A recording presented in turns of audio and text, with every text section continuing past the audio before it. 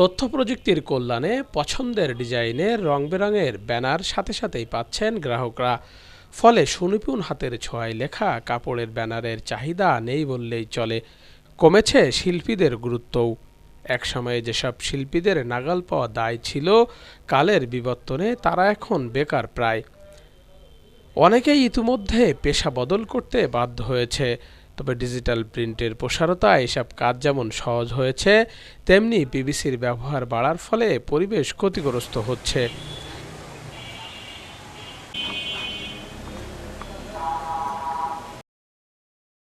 যত্রতত্র এসব ব্যবহৃত ব্যানার ফেলায় মারাত্মকভাবে পরিবেশের ঝুঁকি বাড়ছে।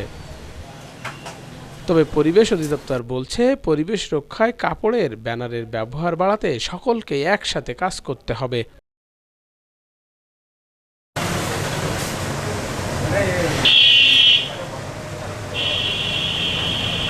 সাইদ চিত্রালয় নামে আমার একটা ছোট্ট প্রতিষ্ঠান ছিল।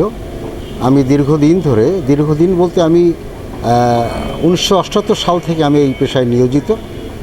আমি একজন চিত্রশিল্পী, ফাইন অ্যান্ড কমার্শিয়াল আর্ট যেটাকে বলে। তো সেটাতে আমি 1978 সাল থেকে অদ্যাবধি আমি এতে নিয়োজিত ছিলাম।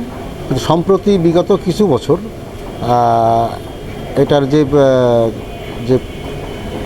কি বলা যায়, যে এই পেশাটার উপরে যে প্রভাবটা পড়েছে সেটা হলো কম্পিউটার। বর্তমান সময়ে আধুনিকতার ছোঁয়া লাগার কারণে আমার পেশাটা বিলুপ্তির পথে বা বিলুপ্ত হয়ে গেছে বলা যেতে পারে।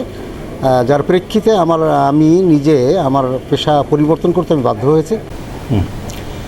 তো সাধারণ মানুষ যেটা হচ্ছে যে আমাদের তো অ্যাওয়ারনেসের কিছু বিষয় থাকবে, আমরা এখনও পুরোপুরি প্রচারণায় যেতে পারি নাই। তো ইতিমধ্যে শুধুমাত্র পরিপত্র জারি হয়েছে এবং আমরা সরকারি অফিসগুলোতে এটা বাস্তবায়ন শুরু করছি। এবং আমাদের যেটা হচ্ছে যে আসলে একটা জিনিস পরিপূর্ণ বাস্তবায়নের জন্য শুধুমাত্র সরকারি দপ্তর না, সরকারি দপ্তরের সঙ্গে অন্যান্য যেসব প্রতিষ্ঠান আছে, এনজিও, শিক্ষা প্রতিষ্ঠান বা সাধারণ মানুষ, আমরা এটা যদি সবাই এগোয়ে আসি, আমরা যদি এর ব্যবহার বন্ধ করি, তো সেক্ষেত্রে মানে প্রত্যেকের সহযোগিতা তো অবশ্যই প্রয়োজন আছে।